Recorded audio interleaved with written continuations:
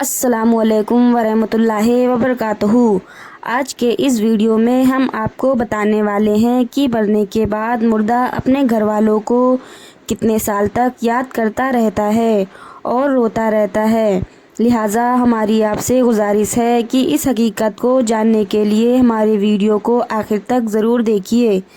ہم میں سے ہر ایک یہ جانتا ہے کہ یہ دنیا کی زندگی عارضی اور مختصر سی زندگی ہے۔ ایک نہ ایک دن ہم میں سے ہر ایک کو انتقال کرنا ہے اور اس دنیا فانی کو چھوڑ کر اپنے اصلی ٹھکانے پر آخرت کی طرف جانا ہے۔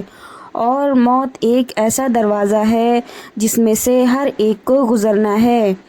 چاہے وہ بچہ ہو، جوان ہو یا بوڑھا ہو،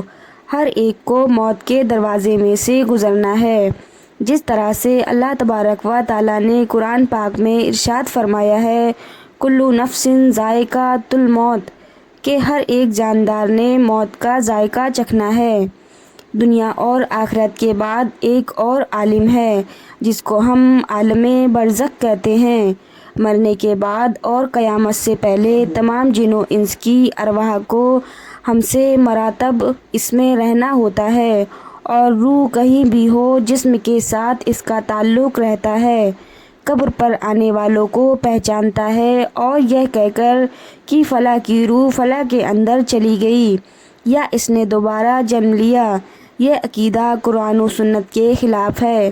حدیث شریف میں آتا ہے کہ جب مسلمان مرتا ہے تو اس کی راہ کھول دی جاتی ہے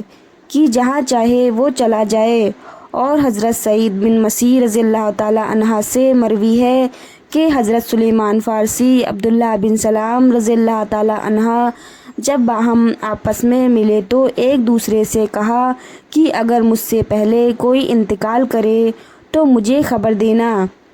کہ وہاں کیا پیش آیا ہے۔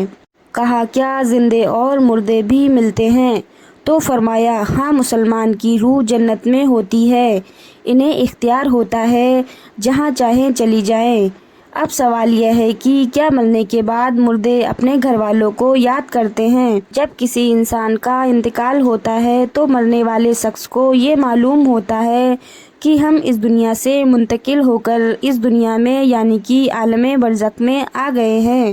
اور اس کو یہ ساری چیزیں یاد ہوتی ہیں کہ ہمارا گھر ہے، مکان ہے، رشتہ دار ہے اور ہمارے بہن بھائی بھی ہیں اور ہمارا ایک پریوار ہے۔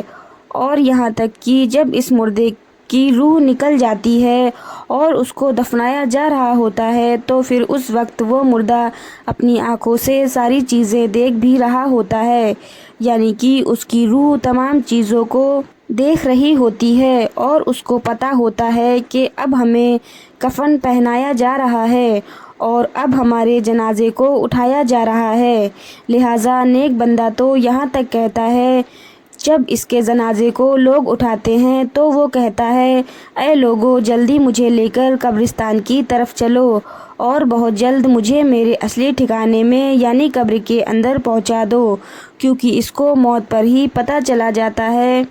کہ اس کا آگے کیا ہونے والا ہے، یعنی آگے آنے والے جو معاملے ہیں وہ اچھے ہیں یا مشکلات میں ہیں، سخت ہیں یا آسان ہیں، اس کو پہلے سے پتہ چل جاتا ہے، کیونکہ روح نکلتے وقت کی جو پاور ہوتی ہے، روح کو اس چیز سے اندازہ ہو جاتا ہے اور اس کو یہ معلوم ہو جاتا ہے کہ اس کا آگے کیا ہونے والا ہے۔ اسی وجہ سے جو مومن بندہ ہوتا ہے وہ کہتا ہے، مجھے جلدی لے کر چلو اور مجھے قبر کے اندر اتار دو اور میرے اصلی ٹھکانے تک مجھے پہنچا دو، کیونکہ حضور نبی کریم صلی اللہ تعالیٰ علیہ وآلہ وسلم نے ارشاد فرمایا، دنیا مومن کے لیے قید خانہ ہے اور غافل کے لیے جنت ہے۔ اس کے برعکس جو گناہگار، فاسق، فاضل اور بے نمازی انسان ہوتا ہے وہ تو چیخ چیخ کر یہ کہنے کی کوشش کرتا ہے کہ اے لوگو تم مجھے کہاں لے کر جا رہے ہو، اے میرے بچوں، یعنی کہ وہ اپنی اولادوں سے کہتا ہے کہ میں نے اپنے بچوں کے لیے بہت زیادہ کمایا، ان کے لیے گھر اور مکان بنایا، اور اب تم ہمیں ہمارے گھر سے نکال کر اندھیری قبر کوٹھری کے اندر کہاں ڈالنے جا رہے ہو۔ اسے بہت گھبراہٹ ہوتی ہے تو اپنی زبان حال سے کہنے کی کوشش کرتا ہے کہ اے لوگو مجھے مت لے کر جاؤ۔ بہرحال دوستو، اس کو جب قبر کے اندر رکھ دیا جاتا ہے تو اس کو یہ پتہ ہوتا ہے کہ اب ہم قبر کے اندر ہیں اور ہمارا پریوار اور ہمارے تمام عزیز و اقارب اور ہمارے رشتہ دار اس پچھلی دنیا میں ہیں جہاں پر وہ پہلے موجود تھے۔ اسی وجہ سے روایت میں آتا ہے کہ جب کوئی انسان اپنے کسی مردے کی قبر پر جاتا ہے تو وہ مردہ اس قبر پر آنے والے کو پہچانتا بھی ہے کہ یہ ہمارا فلانا شخص ہے۔ اگر باپ قبر کے اندر ہے تو پہچان لیتا ہے کہ ہماری قبر پر آیا ہوا یہ ہمارا بیٹا ہے، ہمارا بھائی ہے، ہمارا رشتہ دار ہے، ہمارے پریوار سے ہے۔ جس طرح کہ حضرت ابو ہریرہ رضی اللہ تعالیٰ عنہ سے مروی ہے کہ نبی کریم صلی اللہ تعالیٰ علیہ وآلہ وسلم نے ارشاد فرمایا کہ تم میں سے جب کوئی شخص اپنے بھائی کی قبر پر یا پھر اس شخص کی قبر کے پاس سے گزرتا ہے جس کو وہ دنیا کے اندر جانتا تھا اور وہ اس کو سلام کہتا ہے تو وہ اس کا سلام سنتا بھی ہے اور اس کے تمام سلام کا جواب بھی دیتا ہے اور وہ قبر پر آنے والے کو پہچانتا بھی ہے۔ اور اگر قبر پر کوئی عزیز رشتہ دار جاتا ہے تو قبر والے کو بہت زیادہ خوشی ہوتی ہے، لیکن اگر مردہ گناہ گار ہوتا ہے اور اپنے گناہوں کی وجہ سے سزائیں بھگت رہا ہوتا ہے تو وہ قبر پر آنے والوں کو پہچان کر بھی اس کی طرف کوئی توجہ نہیں دیتا، کیونکہ قبر کے اندر اس کی زندگی ازیرن بن چکی ہوتی ہے اور وہ عذاب سے دوچار ہو رہا ہوتا ہے۔ اسی وجہ سے اس کا قبر پر آنے والوں کی طرف دھیان نہیں ہوتا، اور جب ہم کسی قبرستان پر جاتے ہیں ہم یہ کہتے ہیں السلام علیکم یا اہل قبور، تو وہ قبر والے ہمارے سلام کو سنتے بھی ہیں اور ہمارے سلام کا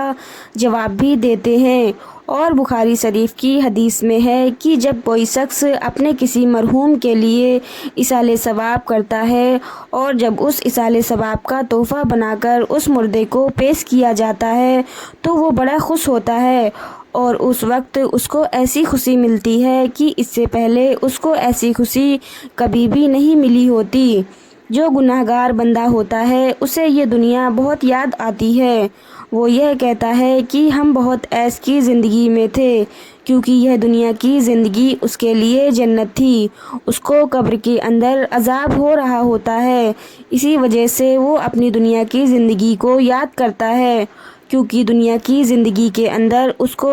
سکون تھا اور دنیا کی زندگی کے اندر وہ اس طرح کے عذاب میں مبتلا نہیں تھا۔ اسی وجہ سے گناہ گار شخص دنیا کی زندگی کو یاد کرتا رہتا ہے اور اپنے گھر والوں کو یاد کرتا رہتا ہے۔ اسی وجہ سے اسلام میں مرحومین کے لیے ایصال ثواب کے تلقین کی گئی ہیں، کیونکہ ایصال ثواب کرنے سے جو گناہ گار ہوتے ہیں ان کے گناہوں کی بخشش ہوتی ہے اور جو نیکوکار ہوتے ہیں ان کے درجات بلند کیے جاتے ہیں۔ لہٰذا ہمیں ہر حال میں اپنے مرحومین کو یاد رکھنا چاہیے اور ان کے لیے ایصال ثواب کا اہتمام کرنا چاہیے، اور ہمیں چاہیے کہ جب ہم استغفار کریں تو ہم اب اپنے لیے نہ کریں بلکہ اپنے استغفار میں ہم اپنے تمام عزیز و اقارب رشتہ دار کو بھی شامل رکھیں۔ لیکن جو نیک بندہ ہوتا ہے وہ دنیا کی زندگی کو یاد نہیں کرتا، کیونکہ دنیا کی زندگی اس کے لیے قید خانہ تھی اور اس کے لیے قبر کی زندگی یعنی کہ عالم برزخ کی زندگی جنت ہوتی ہے، کیونکہ اس کے لیے قبر میں جنت کا بچھونا بچھا دیا جاتا ہے اور اس کو جنت کا لباس پہنایا جاتا ہے، اور اس کی قبر جنت کے باغوں میں سے ایک باغ میں بنائی جاتی ہے اور اس کی قبر میں جنت کی کھڑکی کھول دی جاتی ہے، جس سے جنت کی خوشبو میں قبر کے اندر اس کو محسوس ہوتا ہے، اور نیک بندہ بڑا ہی راحتوں اور سکون میں ہوتا ہے۔ اسی وجہ سے اس کو دنیا کی اور اپنے گھر والوں کی کسی قسم کی کوئی پریشانی اور فکر نہیں ہوتی ہے، کیونکہ اب وہ اپنی اس زندگی میں ہوتا ہے جس کے اندر اس کو راحت اور سکون ہوتا ہے اور جس کے اندر اس کو ہمیشہ ہمیشہ رہنا ہے،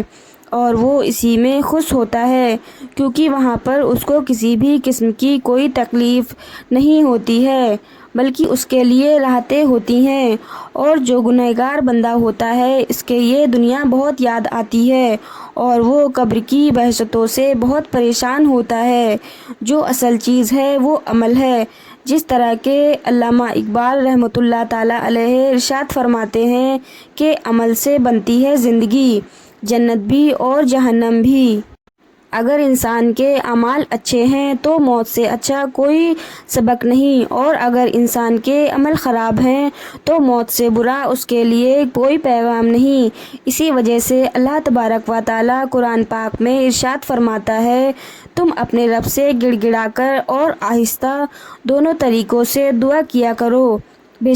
شک وہ اپنے بندوں کی توبہ کو قبول فرماتا ہے۔ اور نماز جنازہ کے حوالے سے حضور نبی کریم صلی اللہ تعالیٰ علیہ وآلہ وسلم کا ارشاد ہے، جو کسی میت کی نماز جنازہ 40 مسلمان پڑھیں جو اللہ تبارک و تعالیٰ کے ساتھ کسی کو شریک نہیں ٹھہراتے، تو اللہ تبارک و تعالیٰ اس میت کے حق میں ان کی سفارش کو ضرور قبول فرماتا ہے۔ دوسری روایت میں ہے کہ آپ صلی اللہ تعالیٰ علیہ وآلہ وسلم کا ارشاد ہے، جس میت کی نماز جنازہ امت مسلمہ کے 100 افراد عطا کرتے ہیں اور اس کے بعد وہ اس میت کے لیے سفارش کرتے ہیں تو ان کی سفارش اس میت کے حق میں قبول کی جاتی ہے۔ اور امام ابن قیم رحمۃ اللہ تعالیٰ علیہ ارشاد فرماتے ہیں کہ نماز جنازہ کا مقصد میت کے لیے دعا کرنا ہے، لہٰذا قبر کے پاس کھڑے ہو کر دعا کرنی چاہیے اور میت کے لیے مغفرت طلب کرنی چاہیے، جس طرح کہ حضرت عبداللہ بن عمر رضی اللہ تعالیٰ عنہ سے روایت ہے کہ نبی کریم صلی اللہ تعالیٰ علیہ وآلہ وسلم جب میت کو قبر میں رکھتے تو فرماتے، بسم اللہ وعلی سنتی رسول اللہ صلی اللہ علیہ وسلم، یعنی کہ اللہ تبارک و تعالیٰ کے نام سے اور رسول اکرم صلی اللہ تعالیٰ علیہ وآلہ وسلم کے طریقے پر۔ عثمان بن عفان رضی اللہ تعالیٰ عنہ سے روایت ہے کہ جب رسول اللہ صلی اللہ تعالیٰ علیہ وآلہ وسلم میت کی تدبیر سے فارغ ہوتے تو قبر پر کھڑے ہو کر فرماتے، اپنے بھائی کے لیے مغفرت کی طلب کرو اور اس کے لیے ثابت قدمی مانگو، اس لیے کہ ابھی اس سے سوال کیے جائیں گے۔ اللہ تبارک و تعالیٰ سے دعا ہے کہ اللہ تبارک و تعالیٰ ہمیں نیک اعمال کرنے اور گناہوں سے بچنے کی توفیق عطا فرمائے، اور ہمیں دنیا اور آخرت میں قبر اور حشر میں کامیابی سے ہمکنار فرمائے، اور اللہ تبارک و تعالی ہمیں اپنے تمام مرحومین اور تمام مسلمین مسلمات مومنین مومنات کے لیے زیادہ سے زیادہ ایصال ثواب کرنے اور ان کے لیے مغفرت کی دعا کرنے کی توفیق عطا فرمائے۔ امید کرتی ہوں آج کی یہ ویڈیو آپ کو پسند آئی ہوگی۔ اگر ویڈیو پسند آئی ہو تو میرے چینل کو سبسکرائب کریں، لائک کریں اور کمنٹ کریں۔ انشاءاللہ کل آپ سے پھر ملاقات ہوگی۔ اپنا بہت خیال رکھیں۔ اللہ حافظ۔